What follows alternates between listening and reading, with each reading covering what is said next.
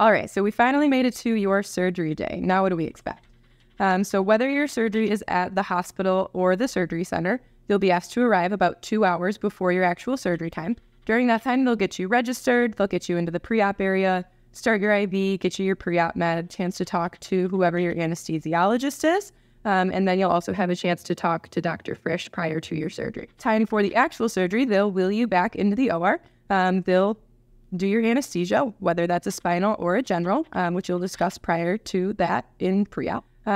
Then the surgery itself takes about an hour for a primary. If you're having a revision done, it could take a little bit longer, usually around 2 hours for a revision. Once your surgery is completed, they will wake you back up and they will send you to the recovery area. In the recovery area, once you are awake and feeling okay, they will make sure that you can drink something. You need to be tolerating liquids before you can go home. And they'll also make sure that you can get up and move around safely before they send you home. You can expect to be in the recovery area for about an hour or two. So roughly, you can expect to be at the hospital or the surgery center for about 5 to 6 hours on surgery day.